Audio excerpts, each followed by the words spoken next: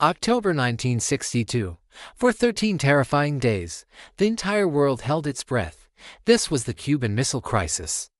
A standoff between the United States and the Soviet Union that brought us to the very brink of nuclear annihilation. We all know the historical outcome: diplomacy prevailed, and the crisis was resolved peacefully.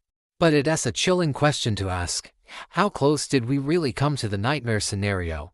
What would have happened the morning after the first bomb fell? Let's imagine a slight twist in history. A single, catastrophic failure of command and control. It could be a rogue Soviet submarine captain, isolated and under immense pressure, who decides to launch his nuclear torpedo. Or perhaps a jittery operator misreads a radar signal, mistaking a flock of birds for an incoming American bomber squadron. The result is the same: a limited, low-yield nuclear exchange between Soviet forces in Cuba and the U.S. Navy blockading the island. The war is regional, confined to the Caribbean. But the ultimate rule has been broken. The nuclear taboo is shattered. The immediate aftermath is pure horror. A city in the southeastern United States, perhaps Miami, or a naval base in Florida is devastated. In Cuba, the area around the Soviet missile sites is turned into a radioactive wasteland. The death toll climbs into the tens of thousands within minutes. Panic grips the globe as news flashes across television screens and radio broadcasts. In London, Moscow, and Paris, people pour into the streets, their faces etched with fear. Is this it? Is this the beginning of the end? This is the moment of truth for leaders in Washington and Moscow. Do they escalate? Do they unleash the full, horrifying power of their intercontinental ballistic missile arsenals, guaranteeing mutual assured destruction and the end of civilization as we know it?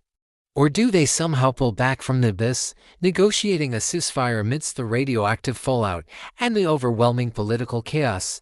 In this alternate timeline, the sheer terror of what has just happened actually saves the world. The stark reality of a nuclear detonation, the flash of light, the mushroom cloud, the instant devastation is so profound, so absolute, that it shocks both sides into a state of horrified clarity.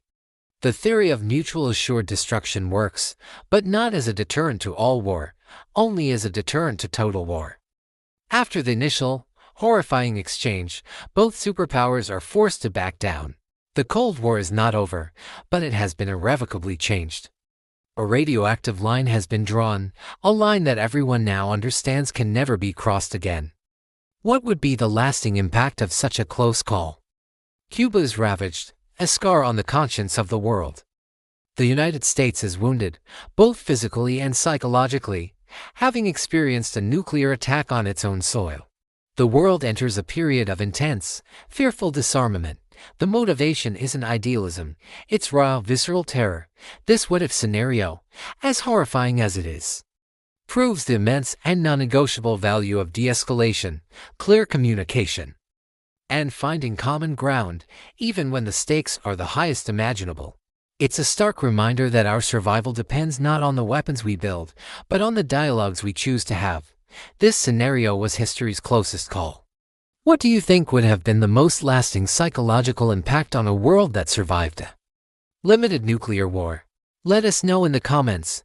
Thanks for watching, and don't forget to subscribe for more deep dives into alternate history.